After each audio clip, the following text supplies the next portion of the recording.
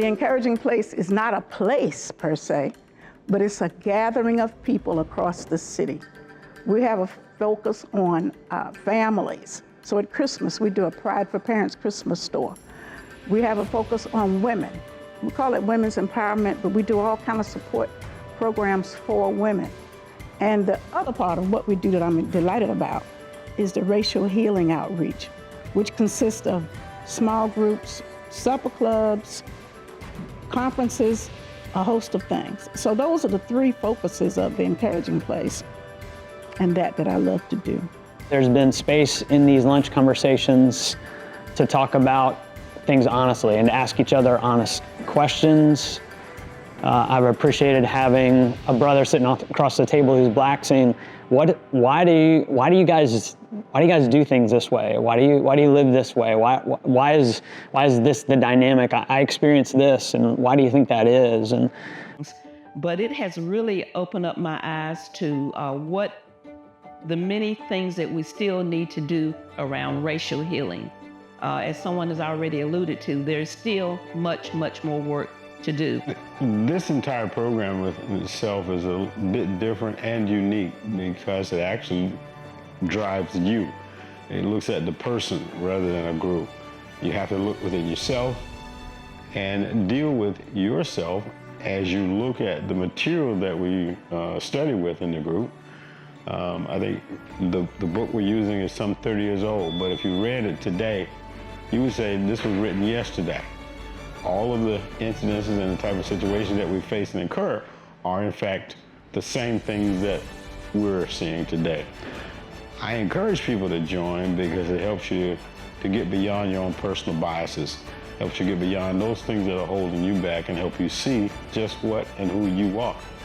I can't explain why. Like my dad asked me one time, I have always been passionate about racial healing, racial reconciliation, whatever you want to call it. There's no explanation except that God put that in my heart. It has always been there. And probably looking at me, you would not really think that, but there's no question. To hear from real people from a different area of Raleigh or the state or the country, a different generation perhaps, or a different community or specific, church community, it's just really eye-opening, and it challenges you, makes you really have to think and wrestle and learn and grow through that process. I started in groups similar to this back in the 90s when it was part of Building Together with Reggie, and we became close friends, and that's where I really made a lot of significant changes in my own personal understanding and beliefs and even my relationship with the Lord.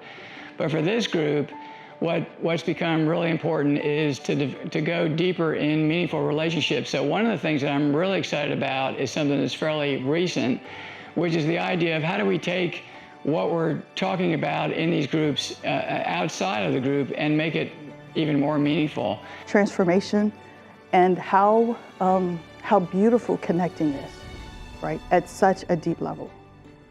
So I think one of the things that I didn't realize that, you have a knowing here, but it's different to recognize when it's here of something is missing, that something's lacking in your life. And for me, it was that deep body, root, growth, building connection. Super encouraged about the work that is going on in the Encouraging Place, but even in our men's gathering.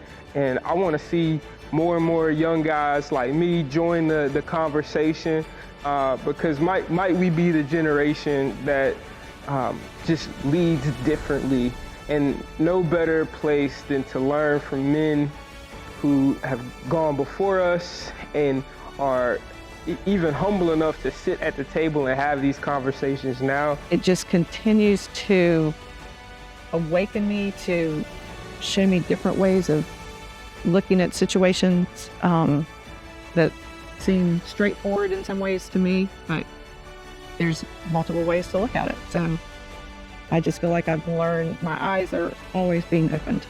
You'll leave with a real sense of knowing that you've made a difference in someone's life, that you've helped a family to better enjoy the season.